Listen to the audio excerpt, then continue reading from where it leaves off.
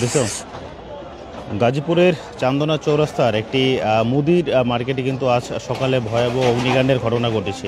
সেই অগ্নিকাণ্ডে কিন্তু এখানে অবস্থিত যে প্রায় এক শতাধিকের উপরে দোকান কিন্তু ইতিমধ্যে পুড়ে ছাই হয়ে গেছে। স্থানীয় সূত্রে আমরা যে বিষয়টি জানতে পেরেছি যে আজ সকাল 5:30টার দিকে কিন্তু এই যে আগুনের সূত্রপাতটি সেটি একটি মুদির দোকান থেকে প্রথমে আগুনের একটি শিখা দেখতে পায়। পাশাপাশি কিছুক্ষণের মধ্যেই কিন্তু সেই আগুন আশেপাশে যে বেশ কিছু দোকান রয়েছে সেই দোকানে কিন্তু ছড়িয়ে পড়েছে। আপনাদেরকে এখন যদি একটু দেখানোর চেষ্টা করি যে এই যে ভয়াবহ অগ্নিকাণ্ড, সেই অগ্নিকাণ্ডে কিন্তু এই গাজীপুরের চান্দনা চৌরাস্তার শাপলা ম্যানশনের পেছনে যেই মার্কেটটি রয়েছে, অর্থাৎ ভাই ভাই যে মার্কেট রয়েছে, সেই মার্কেটে অবস্থিত প্রায় 1.5 শতাধিকের বেশি দোকান কিন্তু ইতিমধ্যে পুড়ে ছাই হয়ে গিয়েছে।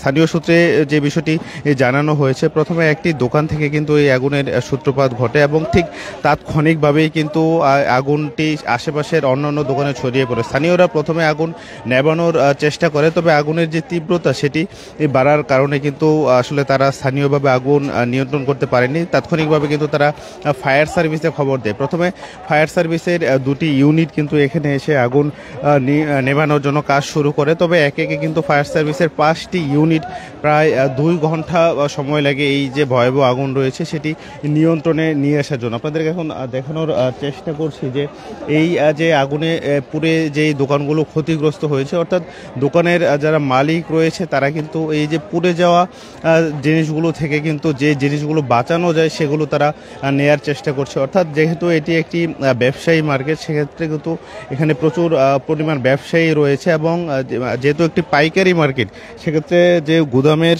যে মালগুলো রয়েছে, অর্থাৎ এখানে কিন্তু প্রচুর পরিমাণে মুদির দোকানে যে মালামালগুলো রয়েছে সেই মালামালগুলো সংগ্রহ করা ছিল।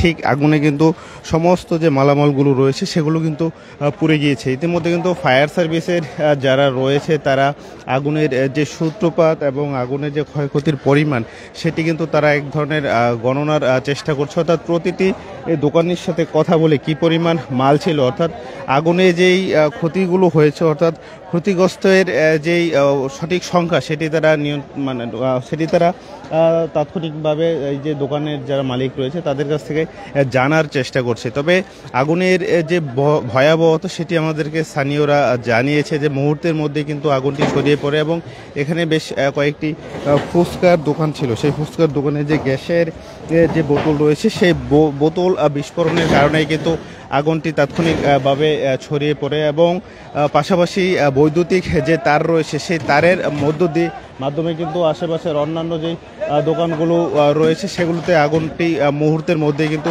ছড়িয়ে পড়ে। তো এই মুহূর্তে আপনাদের দেখানোর চেষ্টা করছি যে ধ্বংসাবশেষ, অর্থাৎ এই যে মার্কেটগুলো রয়েছে সেই মার্কেটের যে মালামালগুলো রয়েছে সেই ধ্বংসাবশেষ থেকে কিন্তু যারা ব্যবসায়ী রয়েছে যেটুকু তারা বাঁচাতে পারে, অর্থাৎ যেহেতু এটি একটি ব্যবসায়িক মার্কেট এবং আজকে মাসের শুরুর যে সপ্তাহ, অর্থাৎ গাজীপুর যেহেতু একটি শিল্পোদ্যোষিত নগরী এবং আশপাশে যেহেতু গার্মেন্টস যারা শ্রমিক রয়েছে, পোশাক শ্রমিক রয়েছে, তারা যেহেতু এই আশেপাশে বসবাস করে, সেক্ষেত্রে মাসের শুরুতে কিন্তু তারা তাদের যে দৈনন্দিন প্রয়োজনীয় যে বাজার রয়েছে সেই বাজারগুলো করে থাকে। এই জন্য কিন্তু কিছু কিছু ব্যবসায়ী আমাদেরকে জানিয়েছে যে গতকাল এবং গত 2 দিন আগেই কিন্তু তারা প্রচুর পরিমাণ যে মালামাল রয়েছে সেগুলো তারা ক্রয় করে তাদের এই দোকানে নিয়ে এসে, অর্থাৎ যেহেতু মাসের শুরুর দিকে এই অগ্নিকাণ্ডের ঘটনাটি ঘটেছে সেহেতু তাদের যে ক্ষয়ক্ষতির পরিমাণ সেটি কিন্তু অনেকাংশেই বেড়ে গিয়েছে। অর্থাৎ যেহেতু মাসের শুরুতে তারা তাদের মালামালগুলো মজুত করে রেখেছিল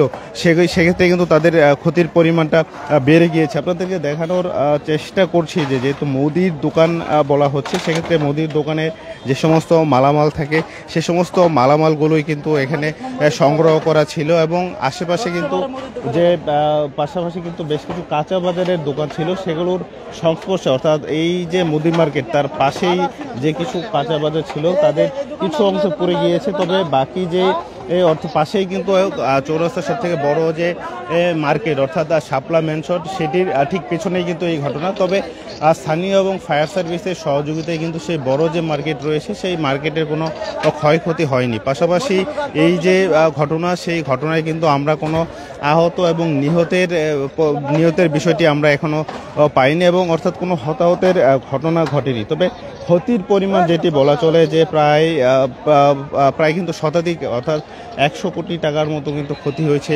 এরকমটি জানিয়েছে এখানে যারা ব্যবসায়ী রয়েছে তারা আমাদেরকে জানিয়েছে। এবং অনেক ব্যবসায়ী কিন্তু বলছে যে এই যে অগ্নিকাণ্ড সেই অগ্নিকাণ্ডের ফলে তাদের ক্ষয়ক্ষতির যে পরিমাণ হয়েছে অর্থাৎ তারা এক ধরনের নিঃস্ব হয়ে গেছে।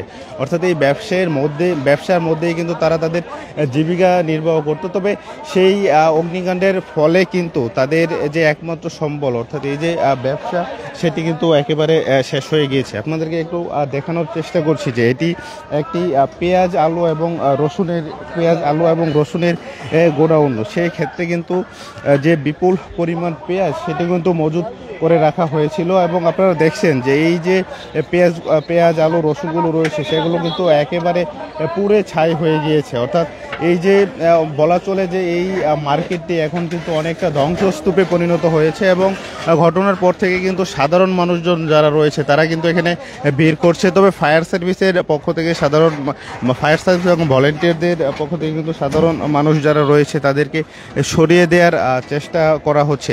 তবে যারা এই যে দোকানের মালিক রয়েছে তারা ঘটনাস্থলে উপস্থিত হয়ে কিছুটা যদি বাঁচানো যায় সেই চেষ্টাই কিন্তু করে যাচ্ছে।